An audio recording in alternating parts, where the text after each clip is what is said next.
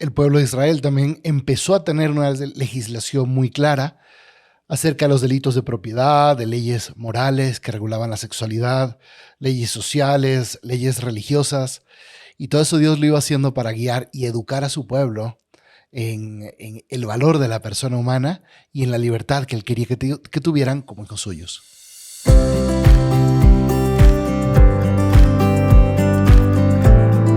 Esto es la Biblia, un podcast de Formar Apóstoles y CatholicNet que te ayudará a crecer en tu relación con Dios cada día.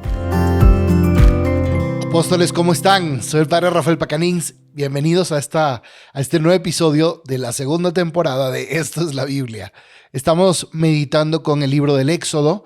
No son clases, son oraciones.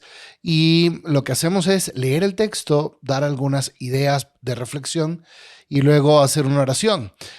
Sea que tú estés escuchando esto en tu coche o haciendo ejercicio, o caminando o cualquier otra actividad, yo te invito luego a llegar a tu Biblia y marcar aquellos versículos que te llamen más la atención, incluso escribir, tener un cuaderno donde puedes ir apuntando tus luces, lo que Dios te va diciendo.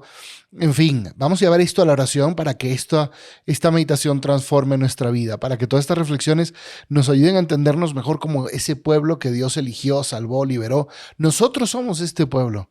Bueno, son nuestros antepasados, pero de aquí venimos. Esta es nuestra historia, esta es nuestra identidad.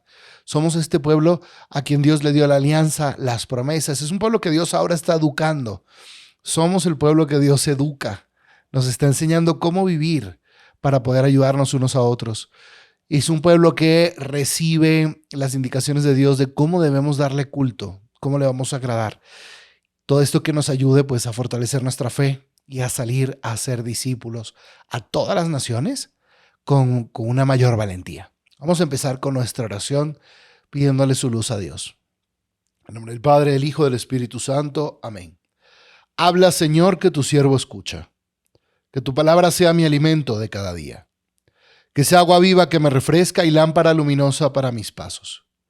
Que como fuego ardiente tu palabra queme mis entrañas y como espada afilada penetre mi corazón.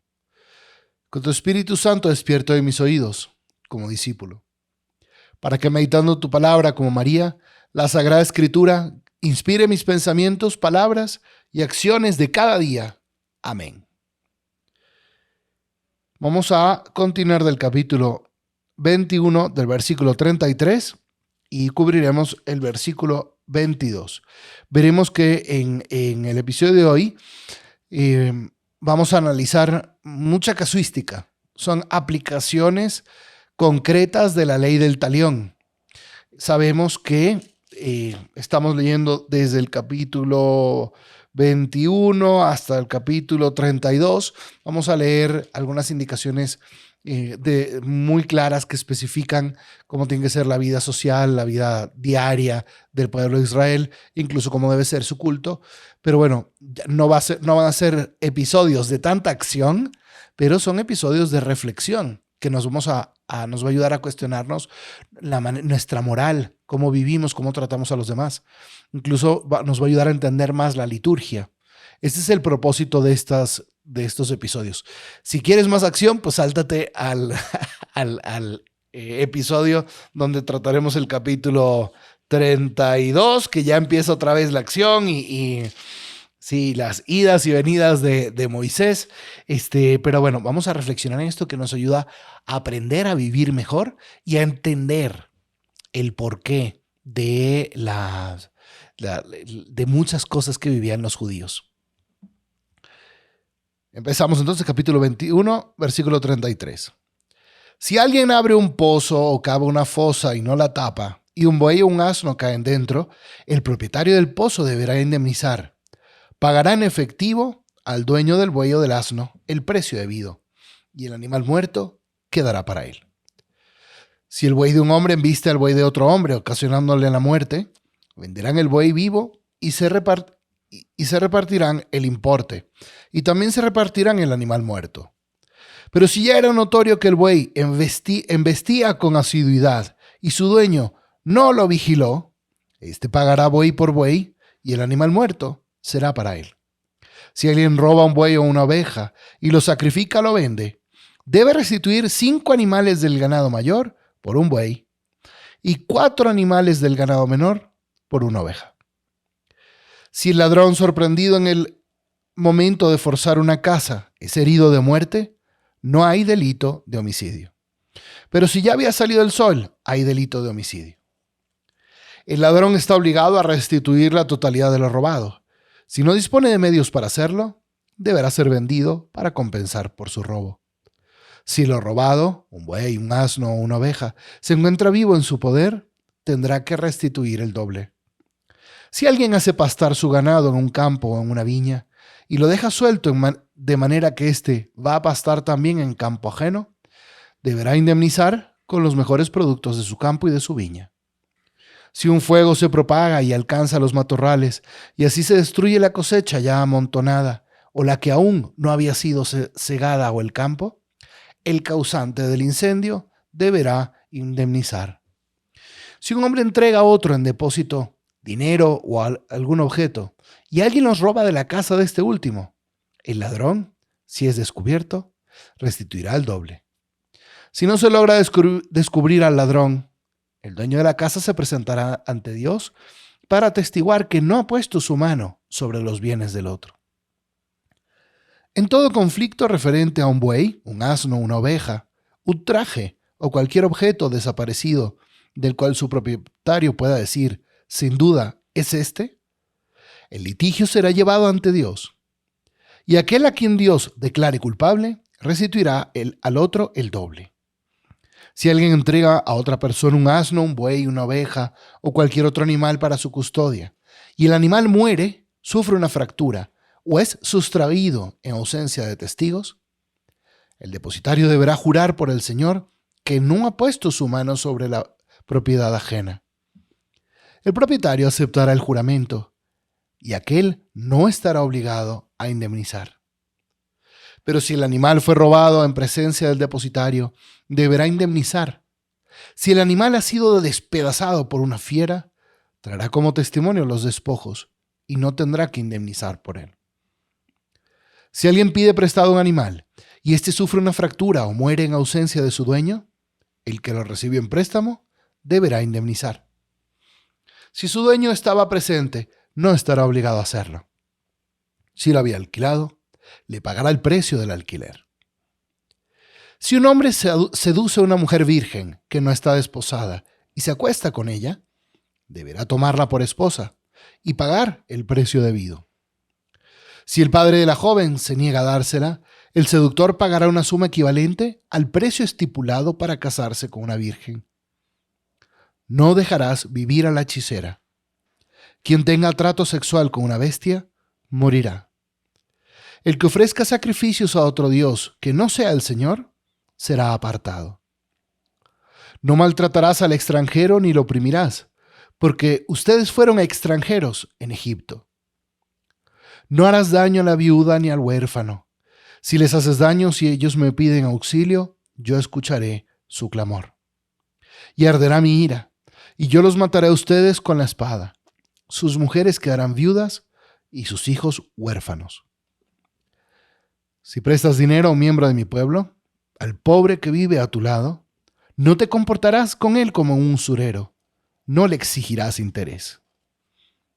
Si tomas una prenda, emprenda el manto de tu prójimo, devuélveselo antes que se ponga el sol, porque ese es su único abrigo y el vestido de su cuerpo. De lo contrario, ¿con qué dormirá? Y si él me invoca, yo lo escucharé, porque soy compasivo. No blasfemarás contra Dios, ni maldecirás a un jefe de tu pueblo. No demorarás en ofrecer las primicias de la cosecha y de la vendimia. Me darás a tu hijo primogénito. Lo mismo deberás hacer con tu ganado mayor y tu ganado menor. El primogénito estará 7 días con su madre, y al 8º día me lo darás. Ustedes estarán consagrados a mí. No coman la carne de un animal despedazado por una fiera, sino arrójenla a los perros. Tenemos aquí entonces, como ven, una cantidad de prescripciones distintas, aplicaciones muy concretas de la ley del talión, esa que leímos en el capítulo anterior, los versículos del capítulo 21, de los versículos del 23, 24, 25, dice así: vida por vida, ojo por ojo, diente por diente, mano por mano, pie por pie, quemadura por quemadura, herida por herida, contusión por contusión. ¿Qué es lo que está tratando de hacer aquí el legislador? Está tratando de limitar la venganza, ya lo habíamos dicho. No podemos desmedirnos al momento de pedir justicia. Aquí lo que está tratando de hacer Dios es decir, es justo que te restituyan por el daño que te han hecho, pero no podemos andar con una sed de venganza que vaya escalando la situación y transforme nuestra existencia en algo invivible, insufrible. Todo esto aquí son estas maneras de concretar o de aplicar la ley del talión. También habla mucho de la responsabilidad. Mira qué interesante. Cuando un delito es cometido sin advertencia por la persona o sin conciencia, pues se tiene que restituir por el daño hecho. Pero cuando es hecho con falta de responsabilidad, por negligencia, entonces la compensación es mayor. Esto le está enseñando al pueblo de Israel que tienen que ser responsables por sus actos, que nuestra libertad es un don, pero tenemos que dar, sí tenemos que dar cuentas por ella, por nuestra libertad. Qué curioso, ¿no? Que nuestro mundo pide libertad sin consecuencias, libertinaje absoluto, y nos enojamos cuando se nos piden cuentas de nuestra manera de tratar a otra persona, o de nuestro uso de nuestra vida, de nuestros dones, de nuestros talentos. Dios le está enseñando aquí al pueblo de Israel poco a poco. Recuerda, es un pueblo nómada, un pueblo que vive en el desierto, todavía no tienen hogar, están caminando hacia la tierra de Canaán. Es una moral que a lo mejor te puede parecer a ti bastante rudimentaria, machista, todo lo que quieras. Y sí, efectivamente no es una moral perfecta, es una moral que apenas están haciendo. Se están apenas dando cuenta de que somos libres, de que esa libertad como un acto, como una cualidad de nuestros actos humanos, debe tener consecuencias, que tenemos responsabilidad. Bien. Vemos entonces cómo se habla de los accidentes con las bestias. Si el buey embiste a otro, bueno, pues hay que restituir y hay que reparar el daño. Pero si ya era notorio que el buey embestía con asiduidad y el dueño no lo vigiló, pagará por el buey. Somos responsables de nuestros actos. Fíjate qué interesante. Si uno se emborracha, uno es responsable de sus actos también. Porque es como esto, ¿no? Si te das cuenta que normalmente ese buey embiste a otras personas y causa daños, eres responsable y tienes que compensar de una manera mayor. Si eres consciente de que perdiendo tus facultades con las drogas, con el alcohol, haces más daño, bueno, entonces ¿para qué lo haces? Y si lo haces, tienes que tener unas consecuencias. Fíjate, Dios tiene compasión con los demás y los está cuidando de lo que pueda hacer. O mira al contrario, Dios tiene compasión de ti y te está cuidando del daño que te puedan hacer los demás. Habla del robo. ¿Qué pasa cuando alguien roba? Habla de la legítima defensa. Al parecer se creía que si te robaban de noche, tú no sabías si te venían a matar, si te venían a robar, qué. Y entonces si matabas al agresor, no era considerado homicidio. Pero si era de día, sí era considerado delito de homicidio. Qué interesante, ¿no? Que aquí sale Dios incluso a la defensa del agresor, del ladrón. Sale con misericordia. Bueno, sí tenía que tener sus consecuencias, pero igual, es lo mismo. Oye, si te está robando, defiéndete. Y si lo puedes hacer sin matarlo, mejor. Y el ladrón está obligado a restituir. Habla de todas las restituciones.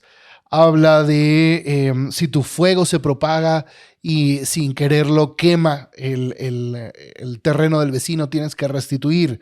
Fíjate que eso es interesante. Un cristiano, por ejemplo, si nosotros chocamos, si vamos en nuestro coche, en el carro, y chocas, el cristiano va a dejar una notita y va a decir, yo me responsabilizo de esto, aunque no me hayas visto. El cristiano sabe tratar a todas las personas según toda su dignidad. Habla de las cosas desaparecidas, al contrario con usos y costumbres que podemos usar nosotros, que podemos tener nosotros actualmente. Lo que se perdía era todavía del que lo había perdido. Lo perdido sigue siendo de su dueño, no es el que lo encuentra, se lo queda. Bueno, esas eran las costumbres del pueblo de Israel. Luego viene algunas normas sobre las relaciones sexuales antes del matrimonio. Estaban prohibidas, eran un delito. ¿Cuál era el valor que se estaba tratando de proteger aquí? El valor de la virginidad de la mujer y del hombre, de ambos. ¿Ok? Luego se caminará mucho más hacia la moral sexual, y hoy podemos gozar de todas las enseñanzas de la teología del cuerpo. Pero bueno, aquí apenas se están diciendo y se están protegiendo de usar a la otra persona como un objeto. No. Se está protegiendo el valor de la persona también. Habla de la hechicería, no dejarás vivir a la hechicera. Esto es muy fuerte, ¿no? El quitarle la vida a la hechicera. La hechicería sobre todo se había aprendido en Egipto. Y la hechicería, pues al contrario, luego dice que el que tiene otro culto, cualquier otro culto, bueno, que sea separado. Pero ¿por qué la hechicería se pagaba con la vida? Ahí se estaba tratando de proteger al pueblo de Israel de las maldades que podían sobrevenir por la invocación de los demonios y de la manera como tú podías hacerle daño a otra persona a través de la brujería, la magia negra. Dice el catecismo de la Iglesia Católica en el número 2117. Todas las prácticas de magia o de hechicería mediante las que se pretende domesticar potencias ocultas para ponerlas a su servicio y obtener un poder sobrenatural sobre el prójimo, aunque sea procurar la salud, son gravemente contrarias a la virtud de la religión. Entonces, lo primero que dice es que toda práctica que se pretenda domesticar potencias ocultas, es decir, invocar a Satanás o a demonios para procurarnos bienes, son inmorales. Estas prácticas son más condenables aún cuando van acompañadas de una intención de dañar a otro. Llevar amuletos es también reprensible. El espiritismo implica con frecuencia prácticas adivinatorias o mágicas. Por eso la Iglesia advierte a los fieles que se guarden de él. La hechicería, la brujería, el espiritismo siempre al final nos hacen daño.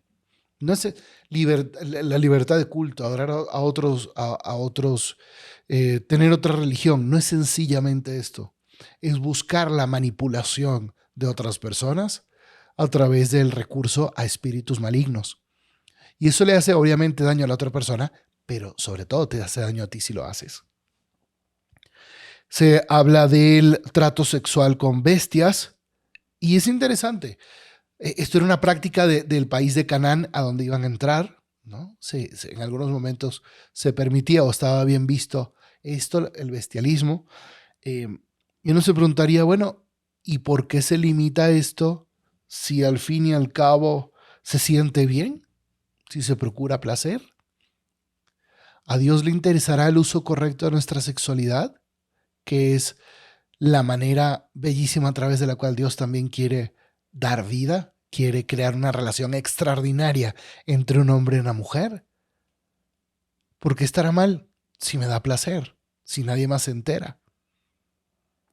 Creo que muchas maneras distintas de vivir la sexualidad en nuestros días, solos, es decir, pornografía, o con otras personas, como que se surgen por el no ver con los ojos de Dios la belleza de la sexualidad. Y no es simplemente si hacen daño, si no hacen daño. Dios crea la sexualidad con un fin. Pero bueno, de eso hablaremos más adelante. Habla de la xenofobia, de cómo tratar a los extranjeros con dignidad. Y le dice, ¿por qué los tienes que tratar con dignidad? Porque tú mismo fuiste extranjero en Egipto. No harás daño a la viuda ni al huérfano. Aquí se introducen aquellos famosos pecados que claman al cielo. ¿Habías escuchado de eso? De los pecados que claman al cielo. Son 7. Son 3 pecados históricos, es decir, que sucedieron en Israel, que clamaron al cielo, y 4 pecados que incluso pueden suceder en nuestros días. Fíjate, búscalo así en el Catecismo de la Iglesia Católica, 1867. Los pecados que claman al cielo son la sangre de Abel, es decir, cuando Caín mata a Abel, su sangre clamó al cielo. El pecado de los sodomitas, Sodoma y Gomorra. El clamor del pueblo oprimido en Egipto. Esos son los 3 pecados históricos que clamaron al cielo. Y los siguientes 4 pecados suceden incluso hoy en nuestros días. Y son el lamento del extranjero, es decir, cuando sufre la xenofobia. El lamento de la viuda, el lamento del huérfano y la injusticia para con el asalariado. Uy, ¿cuántas veces suceden esto? Imagínate la injusticia para con tus empleados. Bueno. Habla después de ofrecer las primicias de la cosecha, de la vendimia, de los primogénitos. Recuerda, todo esto viene de Éxodo 13, versículos 11 y 12, cuando Dios enseña que los primogénitos son de Él y tenían toda una función pedagógica. Y entonces tú lo rescatabas, el primogénito, con una aportación económica para el templo, para ayudar al culto a Dios. Y por último, les dice, no coman la carne de un animal despedazado por una fiera, sino arrójenlo a los perros. Veremos que también hay prescripciones, hay normas que Dios da, que lo que están buscando es la salud simplemente, es una norma de higiene, como un animal despedazado por una bestia puede estar contaminado, por una fiera, puede estar contaminado, le iba a hacer daño al que se lo comiera, entonces no te lo comas. Dios, a mí me da mucha ternura cómo Dios va cuidando a su pueblo, un pueblo que había salido de la esclavitud, un pueblo que no era muy educado, pero poquito a poco le va dando estas leyes para enseñarle. En definitiva, quiero terminar con las primeras palabras del versículo 30 de este capítulo 22. Ustedes estarán consagrados a mí. Somos su pueblo. Somos el pueblo de Dios, somos gente débil. Él sabe que estamos llenos de pasiones desordenadas y que a menudo nos hacemos daños unos a otros o hacemos cosas que nos hacen daño a nosotros mismos. ¿Cuánta paciencia tiene Dios? ¿Cuánta paciencia para educarnos? Para guiarnos a vivir una vida feliz, incluso en el aspecto meramente humano. Ustedes estarán consagrados a mí. Somos el pueblo de Dios. Y Él quiere protegernos para que vivamos la vida y que gocemos la vida en total libertad y que la vivamos para Él. Terminemos con una oración. Señor, ¿cuántas veces hago daño y me hago daño? ¿Cuántas veces vivo mi vida pensando en el mal que voy a hacer para obtener un beneficio? Ayúdame a vivir una moral no vacía, sino una vida moral llena de contenido, con el deseo de vivir en santidad porque estoy consagrado a ti por mi bautismo. Señor, llámame interiormente a ir a la confesión para arrepentirme, convertirme y para apartarme de todas las cosas que te ofenden, todos los pecados que te ofenden. Dame tu fuerza en la Eucaristía, envíame tu Espíritu Santo para vivir una vida moralmente correcta. La vida moral cristiana no es fruto solo del esfuerzo humano, es un regalo del Espíritu Santo. Edúcame, Señor, con tus leyes para vivir en total libertad. Amén. Si te gustó este episodio, suscríbete, dale like, síguenos en nuestras redes sociales. También visita el sitio formarapóstoles.com para que puedas descargar ahí tu ebook de regalo. Pero sobre todo, no te olvides de reenviar este episodio a otro apóstol que le pueda ayudar en su misión de hacer discípulos en su realidad. Dios te bendiga.